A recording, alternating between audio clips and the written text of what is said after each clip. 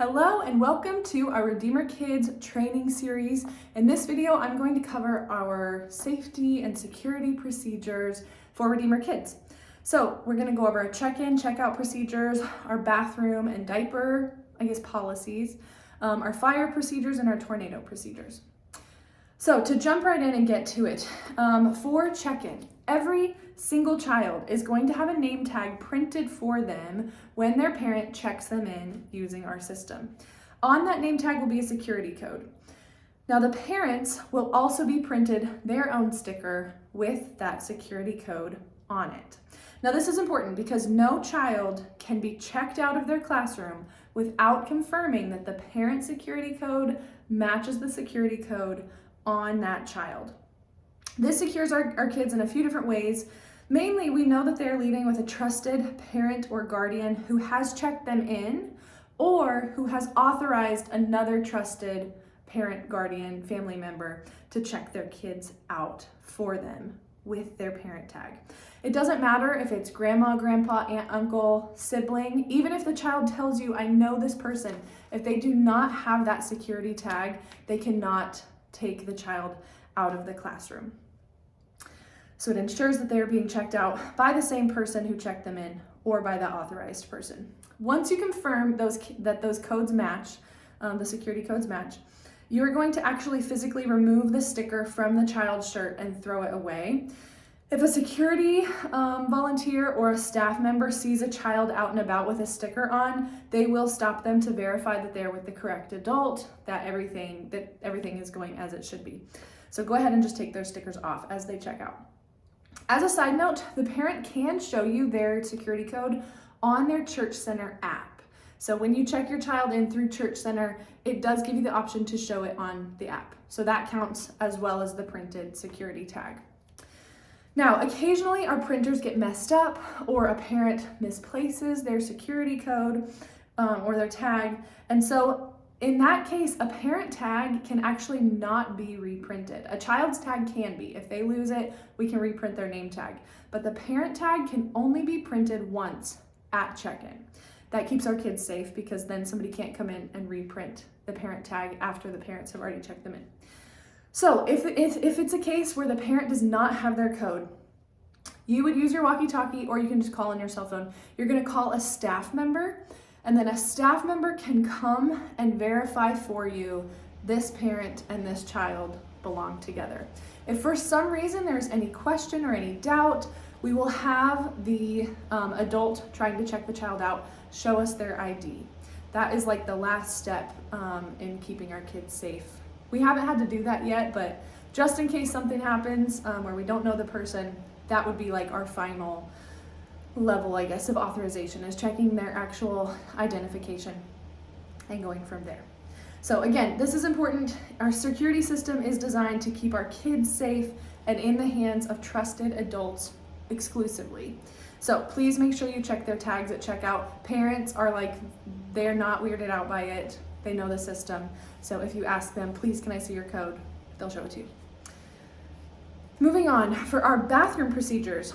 So we have a rule through all of Redeemer Kids that you can never, as an adult, you can never be one-on-one or alone with children by yourself without another person present.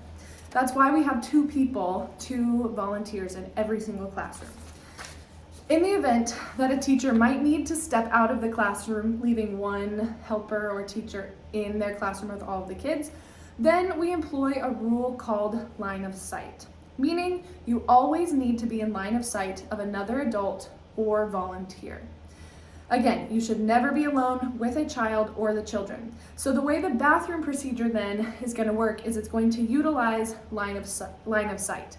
In Luther, that works out pretty easily because our kids go to the bathroom by themselves.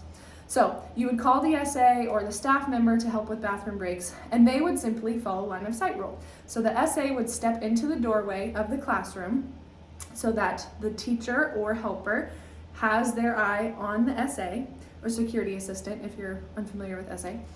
And then the security assistant would watch the child walk from the classroom to the bathroom. They would stand there and wait till the child comes back to class. This makes sure that kids don't leave the building, but it also makes sure that kids are going where they need to go and then coming back to class while maintaining line of sight. We also have a bathroom rule where there is only one child allowed in the bathroom at a time. So if you have two boys that both need to use the restroom, only one can go. When he comes back, then you can let the other go. If a boy and a girl need to go, they can go to their separate bathrooms, then come back. But the SA or staff member is typically the one standing in the doorway, making sure they go to the bathroom and come back to class. Okay, it is a little less straightforward in the sanctuary since we're dealing with babies and toddlers. So, for our babies who need their diapers changed, the first rule, only women are allowed to help with bathroom and diaper changes. So for our babies, only a woman volunteer would change their diaper and they still need to be in line of sight of another volunteer. This is pretty easy as the changing table anyway is in the 1-year-old's classroom. The SA can often help out with diaper changes so long as they're a woman if needed. Again, only women and line of sight for diaper changes. It's pretty straightforward. It's a little more tricky in our 2s and 3s since some of our toddlers are potty trained and some aren't. So in the event that a toddler who's potty trained needs to use the restroom, we have a very small bathroom attached to the 2's classroom that you will use. And in this case, if the child needs help actually using the restroom, here's what you would do. You would position yourself in the doorway with the door just slightly cracked to where the other volunteers or the SA have a line of sight on you as the adult alone in the bathroom with the child. But you would try to keep the door closed enough where another adult can see you, but you're giving the child still privacy from other adults and the rest of the classroom. We want to protect their privacy too, and their dignity. So you're gonna do whatever you need to do, have the SA step into the classroom where they can keep an eye on you. You can help the child as needed in the bathroom, and then you can help them wash their hands and come on out. Again, you can always have an SA step into the classroom. You could call a staff member if needed. The big point with our bathroom diaper policy is that no child is completely alone with an adult at any time. And in the event that you might need to be alone or one-on-one with a child, the adult is then in line of sight of another adult or volunteer from the kids team. This is how we're protecting our kids for bathroom and diapers. Moving on to our tornado procedures. Both buildings, this is helpful. Both buildings are gonna have the exact same protocol. So I'm gonna break it down for you by what role you play. So tornado, pretty basic. You're gonna get to the hallways and you're gonna duck and cover. So the helpers in particular, you're gonna lead the kids into the hallway and ensure that they're all kneeling, covering their heads, and facing the wall. You're gonna make sure that they're all getting out to the hallway, being protected. Your lead teacher is gonna follow and sweep the classroom, make sure that there are no kids hiding anywhere, and you're gonna bring your clipboard and your walkie-talkie. The lead teacher is also gonna be the person to shut the classroom doors on the way out to prevent the glass from breaking and blowing into the hallways. The lead teacher is also going to take attendance. You're gonna verify that all of your kids are accounted for in that hallway. The service assistants in both buildings is gonna have their walkie-talkie, and they're going to ensure that all leaders from your buildings have all of their kids. So the SA is then going to check in with each teacher, make sure that they have their attendance accounted for, and then they're gonna communicate any needs or concerns or whatever they need with staff over the walkie-talkies. Your SA is gonna be your main point of contact. The biggest thing, or maybe not the biggest thing, in the event of the tornado, or even if it's just a drill, at the end of it, the important thing is that you still follow the normal checkout procedures. It's gonna be really tempting for parents or kids to just like run off to their parents. You wanna try to make sure to keep kids like organized, calm, and safe, and then you're gonna verify their security codes with their parents before you dismiss. So that's important. So that's our tornado procedures. Our fire is a little bit different for each building, so I'm gonna cover our sanctuary first. In our sanctuary, if there's a fire, the helper is going to carry 2 babies, if you need to, 2 babies at a time. You're gonna lead the children into the hallway through the coffee prep area, right there by the 2 and 3-year-old classroom, out the door and across the street to our safe place. Our safe place in the event of a fire, no matter where the fire is, we are going to get all of our kids over to Salem Lutheran's Gaga Ball Pit. It also has the word Koinonia Hall on the building. It's just on the west side of Luther Hall across the street. That's gonna be our safe space, that Gaga Ball Pit. It's like a giant circle standing out in that field. Okay, if the coffee prep door is blocked, you're gonna go out the main entrance and exit and onto the safe place. Other or alternate exits that are available are the front door, the Haskins side street door, and then we have a door actually tucked behind the stage. So that's worst case scenario, you'd have to carry your kids up the stairs, up across behind the stage, and then out that door. Regardless, we are gonna end up in the safe space over at the Gaga Ball Pit. Once at the safe space, you're gonna have children gather with their lead teacher, and you're just gonna reorganize into your classrooms. So the helpers carrying babies and making sure we get across to the safe space.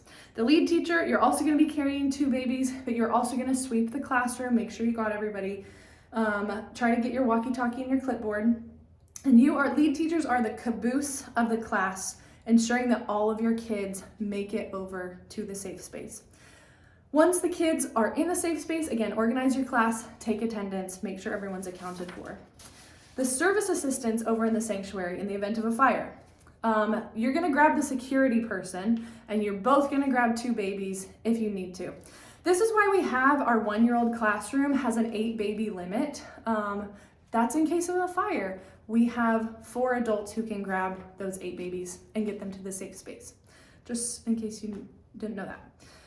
The security, the SA, you're gonna wanna make sure you have your walkie-talkie, and you're gonna ensure all the leaders from your buildings have all of their kids once we get there. So again, teachers will take attendance, you're gonna check in with teachers and make sure that they have everybody.